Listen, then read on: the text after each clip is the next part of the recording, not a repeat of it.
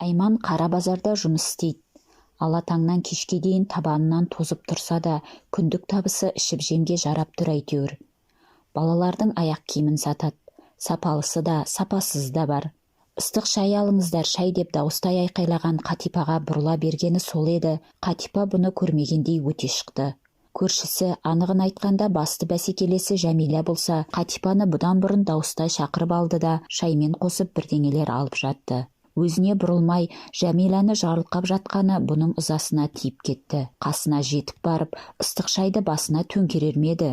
Бірақ Қатипада не подарок? Жолсықанда еркектердің қарулы қолдарын жолға тастайды. Өткенде ғой, Қатипа баласына аяқ киім алып беріп, 2 күн өткен соң сыймай қалды деп қайта кеп беріп тұр. Әрине, қайтадан ала қоятын Айман жынды емес. Дәл сол аяқ киімнің үлкен өлшемі жоқ екен. Ақыры шаштаса жаздап барып, аяқ киімді Қатипаға қалдырып тынышталған. Арзандау аяқ киімді ұстап алып, осыны бере салшы, қалған ақшаны қайтарып дейді. Айман қолына түскен ақшаны қайта шығарсын ба? Көнбеді. Жалпы тұтынушы дегендерге 14 күн ішінде ақша қайтаруға болады десе де, ол заң Айманға жүрмейтін. Сол кикілжіңнен кейін Қатипа екеуі бір-бірімен тоң теріс. Асханаға барып келе қояйын десе, тауарды кімге сеніп тапсырарын білмейді. Маңайындағы көршілестерінің бәрімен ұрсысып біткен. Әй, сорым қалың ғой, жолым болмайтын деп күйіне күбірлеген Айман кешкі 5 болысымен ерте жиналып үйіне асықты. Айманның ұлы сыныбындағы нағыз шатақ құмардың өзі.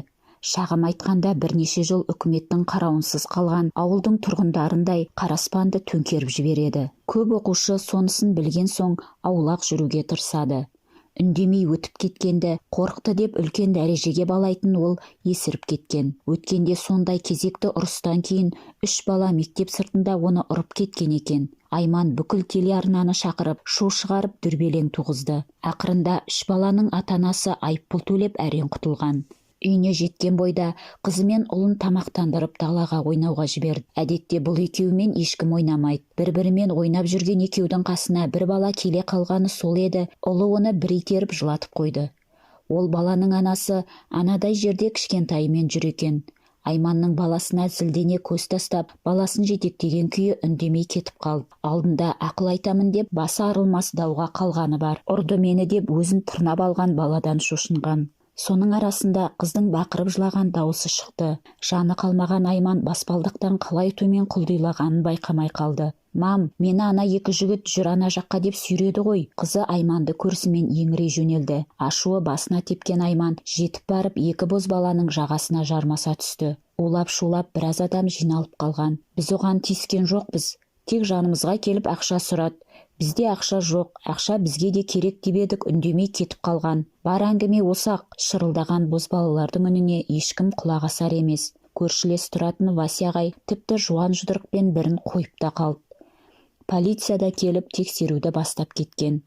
Құдай-ай, сорлап қала жаздаппын ғой, еңіреп берген Айманға көршілері мүсірке қарасып, ертең осы жағдай өз бастарына да түсуі мүмкін екендіктерін естеріне түсіргендей 2 бозбалаға ашулана көз тікті. Үйге келісімен Айман ең білікті деген қорғаушымен сөйлесті. Балаңыздың өтірік айтатын қасиеті жоқ па еді?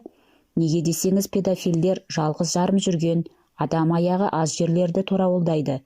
Егер өтірігі шықса, өзіңіз жауап бересіз. Жоқ, ол не дегеніңіз? Мұндай сұмдықты 10 жастағы бала қайдан біледі? Әрі жылап келді үйге. Баласын ақтай сөйлеген Айман қызынан ақиқатты сұрау ойына да кіріп шығар емес. Осымен тыныш қалса жақсы ғой. Бірден өткендегі телеарнадағы жігіттердің нөмірін тере бастады.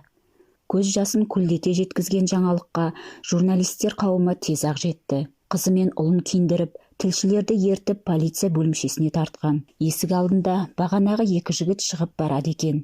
Бұларды көріп айғайға басқан Айман тілшілерге, міне осы азғындар қызымды зорлай жаздаған. Дәуде болса жоғарыда көкелері барау, неге босатып жіберген? Сіздерге хабарласқаным мұндай жақсы болар ма еді? Сорлы халықтың мұңын тыңдайтын сіздер ғана. Тілшілер де қарап қалмай 2 бозбаланы сұрақтың астына алды. Бастарын ала қашқан екеуі тез қайта ішке кіріп кетті.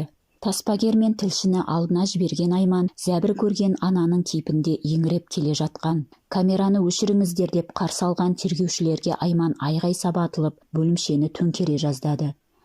Олай болса жарайды.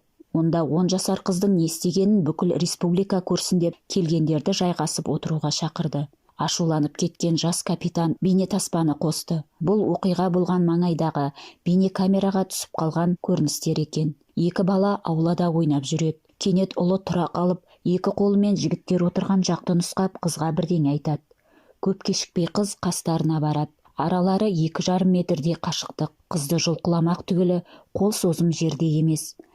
Мән бермей отырған жігіттің бірі бұрылып қызға бірдеңелер айтып ары қарай отыра береді. Жерден тас алып лақтырып жіберген қыз жүгіре жөнеледі. Абдырап қалған екеуінің қасына бірнеше минуттан соң Айман жетіп келген екен. Таспадағы бар көрініс осындай еді. Ары қарайғы оқиға белгілі. Екі жігітті жазықсыз болғандықтан босатқан екен. Жер болған Айман бөлімшеден үндемей шығып кетті. Үйіне келген соң әрине қызын да ұлын да оңдырған жоқ. Бірақ осындай жағдайға балаларынікі теріс болса да жақтап шығып, бәрін өзі ушықтырғаны есіне де кіріп шыққан жоқ. Біраздан кейін тілшілерге хабарласқан.